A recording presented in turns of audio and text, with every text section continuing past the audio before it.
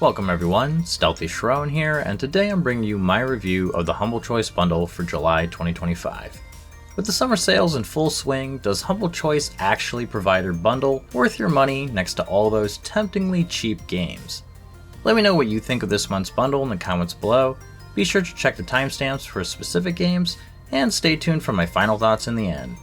Okay, let's get to the review.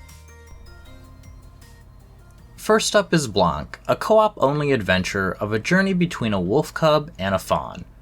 Players take the reins of each, respectively, and make their way through each beautifully drawn level. For the first half hour, my wife and I were scratching our heads as to why this was even co-op, because we barely had any interactions where we actually needed to help one another. Eventually, the puzzles do get a bit more complicated and require more teamwork, like when needing to help a mother duck lead her ducklings through a windstorm. However, my wife and I both felt the controls were too finicky, which was really frustrating, with her on mouse and keyboard and myself using a controller. The camera also liked to cut us off, adding to the frustration. There were many times when we weren't sure if we didn't know what to do, or if it was that we weren't standing in exactly the right spot to trigger the action. The game is definitely cute though, and you could tell from the footage, but I wouldn't exactly say it's an emotional journey as the Steam page suggests, as there really isn't much of any storytelling. Although, according to my wife, it was really emotional, just not in the right ways with how frustrating playing it could be. Luckily, the game is only about 2 hours, so any of its flaws are probably bearable. That being said, after about an hour and 20 minutes, my wife and I figured we were done, and I doubt we'll be coming back to finishing it. Everafter Falls is a farming sim that we've all played before. There's all the usual trappings with fishing, mining, farming, of course, and some combat. There's a museum for all the people who like collectathons and a ton of villagers to get to know, who all happen to be animals. The game doesn't really try anything new, and I felt a lot of what it did was sorely lacking in any depth. I felt this especially with the combat, as it felt out of place because it just didn't have much thought put into it besides press a button to attack.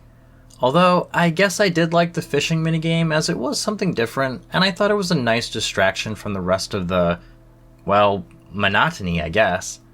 As far as gameplay mechanics go, there was also one unique element with getting cards that could affect your character, your pet, or even the game world itself.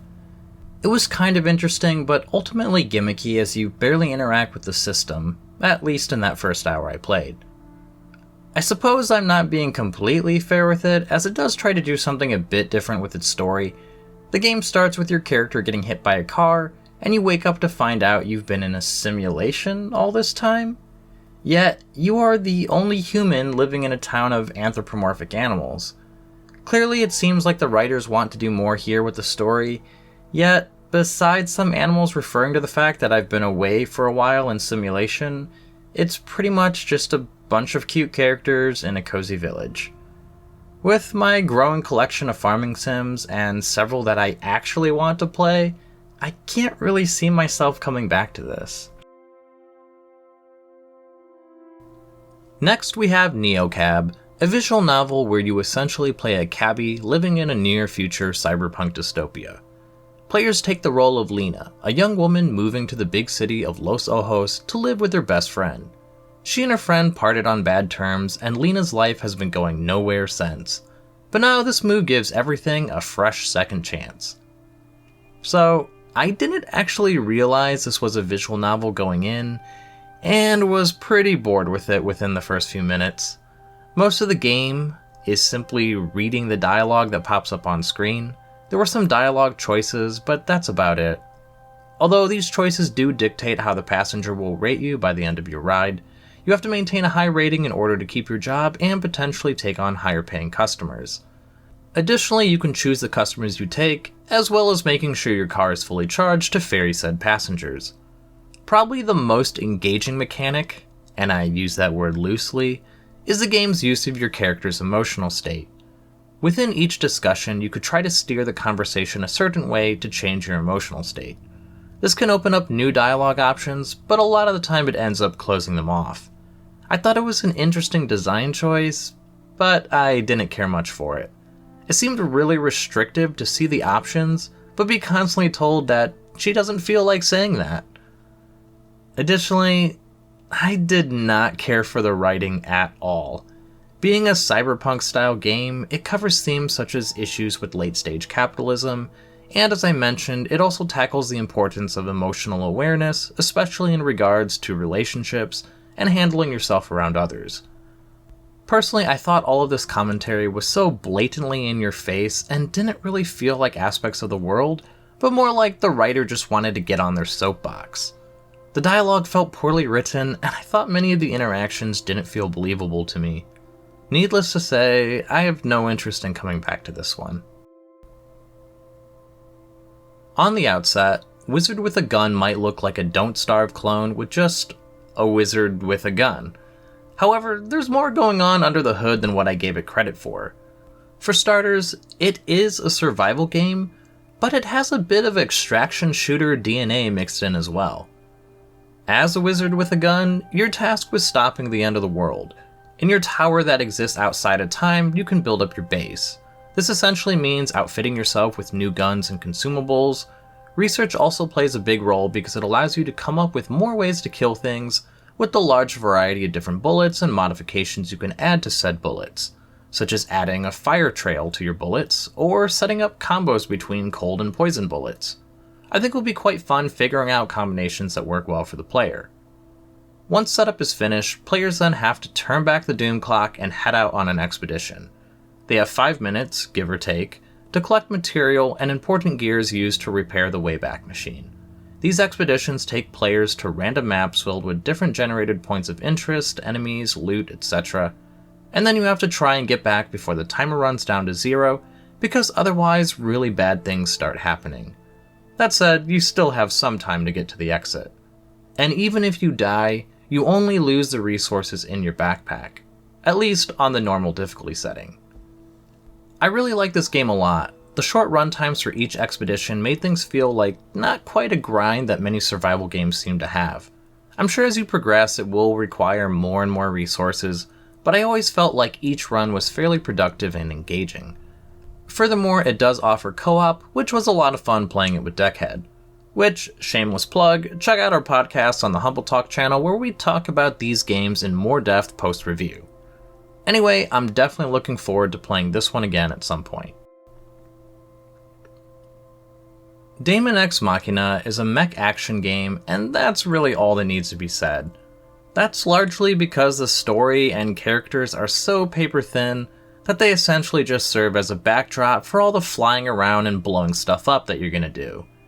The gameplay in Daemon X Machina involves you preparing your arsenal, the name for the mechs, and then selecting a mission. In the missions you have certain objectives that are usually just destroy the enemy. What's cool is that your mech can be equipped with a variety of weapons and auxiliary abilities between the hands and shoulders of your mech. This seems to have some sort of weight value, so I imagine equipping too much slows the mech down. Additionally, there are a bunch of different armor pieces you could swap out for the mech with their own stats, as well as customization options for decals and paint. Honestly, I think the most fun with this game was seeing what new stuff I picked up from the battlefield to deck out my mech. The combat itself was okay, and I imagine as I get a handle on the flying and movement, it probably would feel more second nature for me. I wasn't in love with it, but it worked. Perhaps it gets more enjoyable as you get better equipment to improve the mech. Overall, I didn't dislike the game, but I don't think I'd be coming back to it. When it comes to mechs, I'm more of a Pacific Rim kind of guy.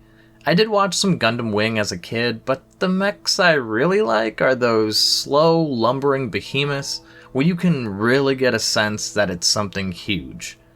And these mechs, well, they ain't it.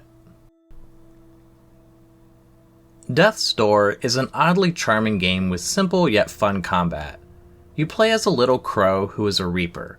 They're tasked with reaping souls, but unfortunately, your mark was stolen by another.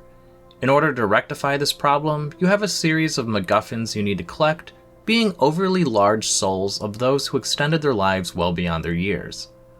The combat is simple with just a few different attacks for light and heavier attacks, along with a bow for range combat and a dodge roll. However, everything comes together really nicely in fights. I found it a bit easy, but that's not to say I never died. so probably the difficulty is just right for the average player. There are also stats you could level up with the souls you collect, so I suppose you could get an edge there if you were in a particularly difficult spot, although I'd imagine the level of farming you'd have to do would get monotonous pretty quickly. People have compared this to a Legend of Zelda game, and I definitely can see that. The combat on one hand, but also the puzzle solving to open up new paths or find secrets. The world itself has a level design similar to something like Dark Souls. Yes, it's bleak and dreary in its aesthetic like Dark Souls, but also has several shortcuts to open up so that everything loops back around for when you do die and need to get back quickly. Death's Door definitely doesn't do anything different from anything that came before it, but I think what it does fairly well. I'd definitely like to pick this back up again in the future. In the penultimate spot, we have Cat Quest 3, which is an open-world action-adventure on the high Caribbean seas. I don't have much experience with this franchise besides the hour or so I played of Cat Quest 2 with my daughter that I got for free on the Epic Game Store. For one reason or another, we didn't keep playing it, but since I had played it with my daughter, I decided to give this one a go with her as well, now that she's a bit older and a bit more versed with controlling her character. And she absolutely loved it, so it has a 5-year-old stamp of approval. That said, it really was enjoyable, although obviously a part of that is because I enjoyed playing it with my daughter so much. The aesthetic is charming, and the open world nature of the game makes things really inviting to head off to a random island to see what's there. And usually what's there are baddies to knock around, booty to find, and the occasional side quest or dungeon. Of course, you travel to each island on your very own pirate ship, which means ship battles with other pirates. Or this thing.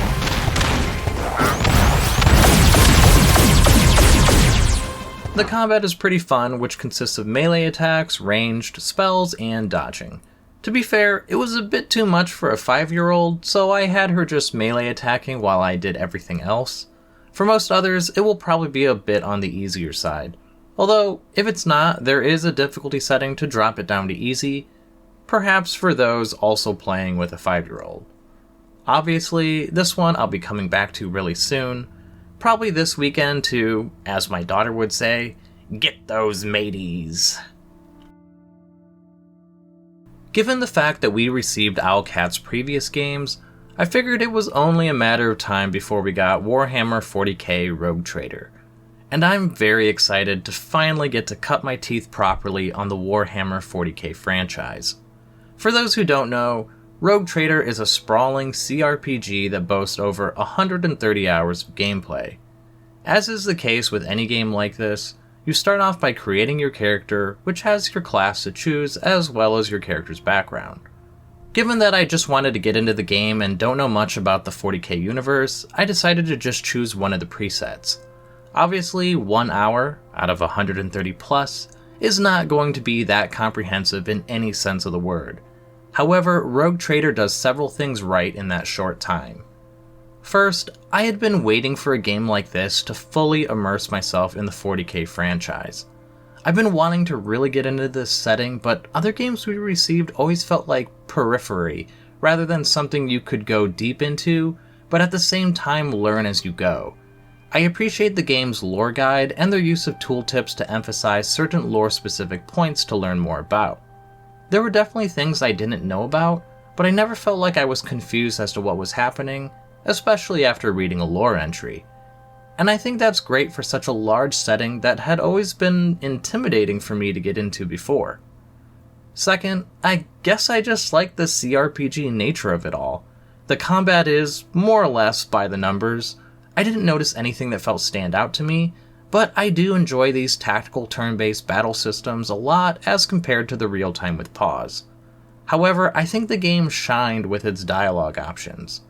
I really enjoyed that the game gave a lot of options to choose from in an attempt to allow players to roleplay their character.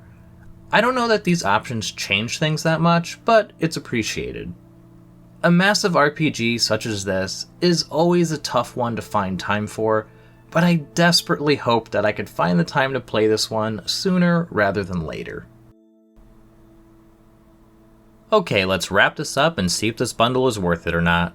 I based my rating solely on whether I thought the game was worth playing on about an hour or so of hands-on gameplay. Also, I'd be grateful if you could please give the video a like if you're enjoying it, because that really helps me out with the YouTube algorithm gods. Overall, this was an alright month. It has some big highs coupled with some lows. All in all, given that the summer sales are going on, I guess I didn't have high expectations. Well, that was until they decided to raise rates. For many countries, the price of Humble Choice has risen. Personally, I still think it's a value if we're just looking at it as 8 games for $15 USD, since that's essentially less than $2 per game. However, I get that a lot of people aren't going to want all 8 games. Although, I still say if there's 2 or 3 games you want, depending on which ones, then it's probably still a steal as compared to buying them a la carte. That said, I guess I'm surprised this wasn't a knockout bundle this month to entice new subscribers or old subs to re-up. It seems a bit stupid to raise prices during the time of year when all the other storefronts are slashing prices for games. But what do I know? I'm just a guy with a mic and some thoughts about video games. And with that, let's get into the final recommendations. As usual, starting with the must-plays, I'm putting Warhammer 40k Rogue Trader here. And you know what? I'm going to be completely biased and put Cat Quest 3 here as well. Rogue Trader is the 40k game I've been waiting to use as my gateway game into the franchise. So far, it seems like it will deliver, and I can't wait to put more time in this dark and unforgiving setting. Cat Quest 3 makes it here because, yes, I had a lot of fun playing it with my daughter. But besides that, it actually is quite a charming game. If you have a co-op partner, then definitely a must-play, and if not, then probably still one to check out. In the strong recommendations, I have Wizard with a Gun and Death's Door. Wizard with a Gun has a unique spin on the survival crafting formula, coupled with fun experimental gunplay with the different craftable bullets. Death's Door is a solid game throughout with its 2D Zelda-like combat and puzzles, mixed with a touch of Souls-like for those who like that bit of extra challenge. In my week recommendation sits one, which is Daemon X Machina. Is it a game that I plan on going back to sink hours into? No, as I said, but I do think there's something here for fans of mech fighting games, especially for the game's customization options. Finally, in my Don't Bother With section sits the last 3 games being Everafter Falls, Blanc, and Neocab. Actually, when I say this, maybe this month wasn't alright. Although I wouldn't say the month was bad, especially because I could see the appeal for the first 2. And maybe especially the right person with Neocab. Anyway, Everafter Falls, like Demon's Door, doesn't do much different than predecessors in the genre. However, unlike Demon's Door, it doesn't seem to nail the fun in any of the mechanics those games bring. Blanc has a gorgeous aesthetic that is just brought down so much by clunky controls. And finally, Neocab has kind of an interesting mechanic with emotions, but the writing just was not my cup of tea at all. Do you agree with my thoughts? What games, if any, are you looking forward to playing? Let me know what your thoughts are, or if there are any different recommendations you'd make in the comments below. I hope this video helped you in some small way, and if it did, then please consider leaving a like, comment, subscribe, or whatever it is you feel like doing. Thanks for watching, and have a nice day.